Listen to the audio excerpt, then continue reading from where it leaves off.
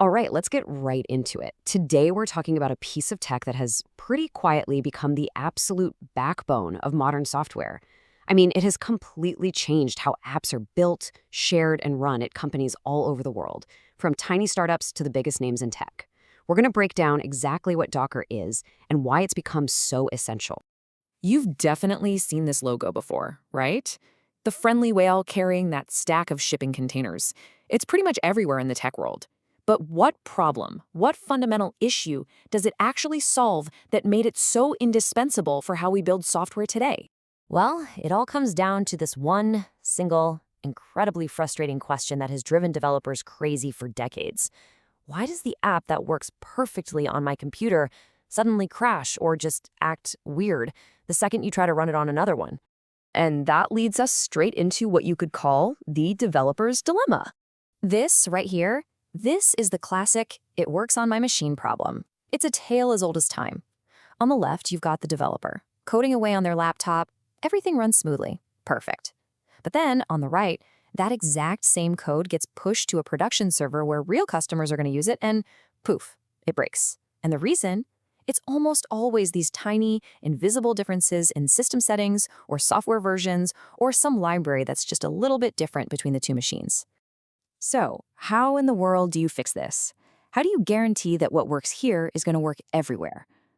Well, that brings us to the solution: Docker. And honestly, this analogy is just perfect. Think about it. Real-world shipping containers. It doesn't matter what's inside. It could be cars, it could be bananas, whatever. Because they all have a standard size and shape, they can fit on any ship, train, or truck on the planet. Docker takes that exact same brilliant idea and applies it to software. So the way Docker delivers on this promise is through three main pillars. First up, consistency. Your app is packaged up with everything it needs so it runs the exact same way on your laptop, a test server, or in the cloud. No surprises. Second, isolation. Each container is its own self-contained little world, which means you can run a bunch of different apps on the same machine and they won't step on each other's toes. And third, scalability. Need to handle a sudden rush of users? No problem. You just spin up more identical containers. It's really that simple. Okay, so we get the why, that makes sense, but how does this thing actually work under the hood? Let's take a look at the three-step journey it takes to go from just a simple blueprint to a live running application. Now, this diagram shows you the whole workflow from a bird's eye view. Don't worry about trying to absorb all of it at once. We're going to break it down piece by piece. But you can see that key path at the bottom. It all starts with a simple text file, a Docker file. That's used to build a static image, and that image is then used to run a live container. Let's dig into each of those steps. Right, so let's focus on these three core ideas. Step one, the Docker file. Think of this as the blueprint. Step two, we use that blueprint to create an image, which is the complete self-contained package. And finally, step three, we run that image, and what we get is a container, which is our live application. And here's what a Docker file actually looks like. I know, it might look like code, but really, it's just a recipe, a set of instructions. You can basically read it from top to bottom. Start from a basic operating system, copy your application files inside, and then run a command to install whatever your app needs to work. It's a totally complete, automated blueprint for building your software's perfect home.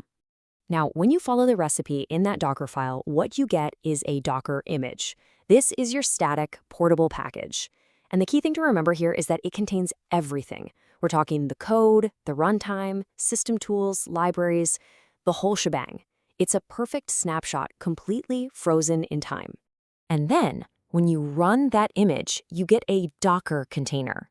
This is the live executing instance of your application. So if the image is the blueprint for a house, the container is the actual house itself, all built and running. And you can create as many of these houses or containers as you want from that one single blueprint.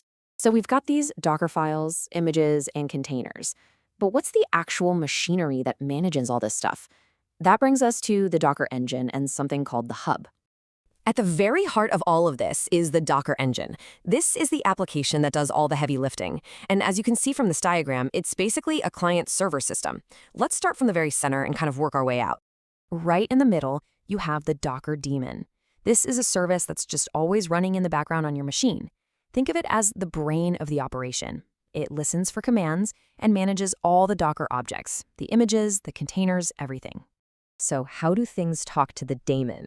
That happens through a REST API. You can think of this as the universal translator, or maybe the official rulebook for communication. It defines exactly how any tool has to talk to the daemon to give it instructions.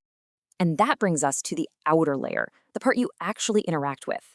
It's the Docker CLI, which stands for Command Line Interface. So when you open your terminal and type a command like Docker run my app, you're using the CLI to tell the daemon, through that API, hey, go start me a new container. Okay, but what if you want to share these amazing images you've built with your team or even with the whole world? That's where a Docker registry comes in. It's basically a storage locker for your images. The most famous one and the default is Docker Hub, which is like this massive public library of pre-built images that you can just download and use.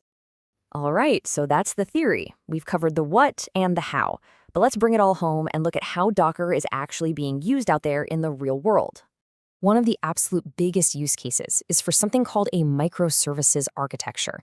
The idea is simple. Instead of building one single, giant, monolithic application, you break it down into lots of small, independent services that all talk to each other. And Docker is perfect for this, because each of those little services can be neatly packaged and isolated in its own container. It makes the whole system way more flexible and a lot easier to manage.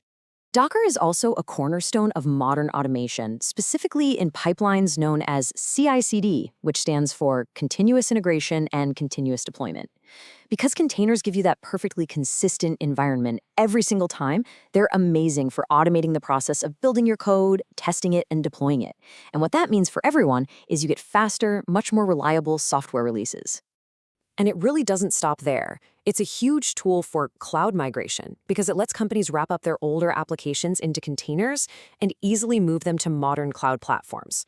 It's also become vital in machine learning, where it helps create reproducible environments, making sure that these really complex AI models can be trained and deployed consistently, time and time again. So in the end, the real genius of Docker was that it finally truly solved that "it works on my machine" problem once and for all. It created a universal standard for packaging and running software. And that leaves us with one last really interesting question to think about. Now that our applications can be packaged up to run reliably anywhere, from a tiny smart home device to a massive cloud data center, what entirely new possibilities does that unlock for the future?